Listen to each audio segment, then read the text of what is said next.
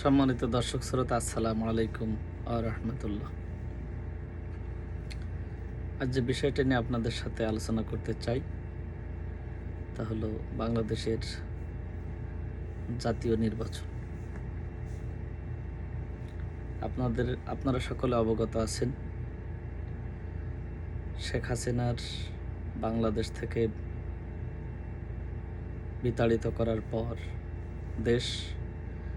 দেশের সার্বিক পরিস্থিতি, আইন শৃঙ্খলা পরিস্থিতি, দেশের অর্থনীতি, দেশের সার্বিক অবস্থা যেখানে এসে দাঁড়িয়েছে তা আমাদের কাছে পরিষ্কার।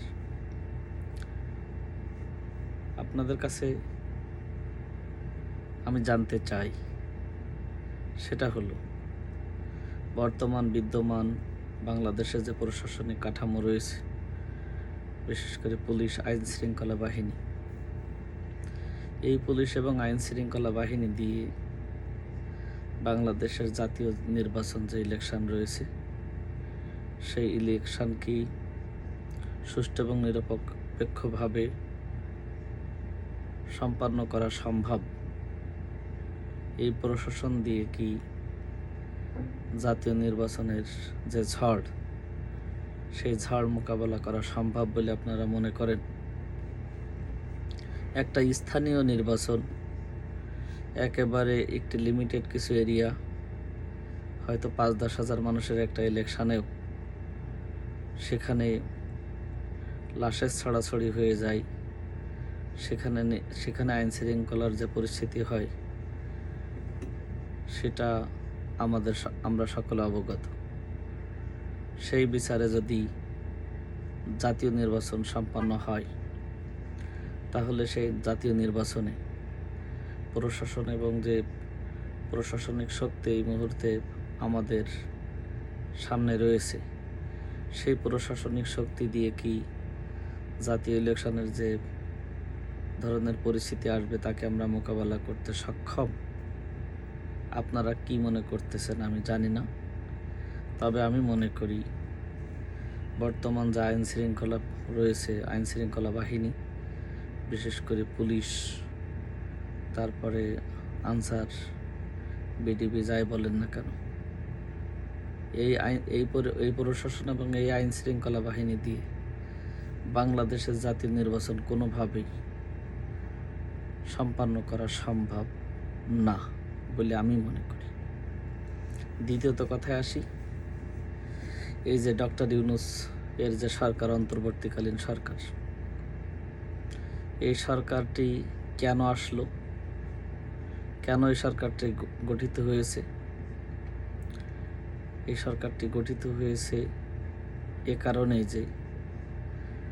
যে পরিমাণ রক্ত এবং বিধ্বংসী যেসব কার্যকলাপগুলো পরিচালনা করেছে শেখ হাসিনা এবং তার বাহিনী এবং তার চেতনাবাজরা,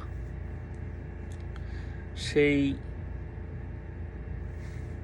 ধ্বংসযজ্ঞের দৃশ্যমান কোনো বিচার কিংবা কোনো অগ্রগতি, কিংবা আমলীগকে নিয়ে বা আমলীগের নেতাকর্মীকে নিয়ে কোনো রকম অ্যাকশান বা তাদের কীর্তিকলাপের জন্য কোনো ধরনের বিচারের সম্মুখীন, কিংবা যা যা কিছু হওয়া উচিত ছিল তার কিছু কি আপনাদের চোখে ধরা পড়তেছে?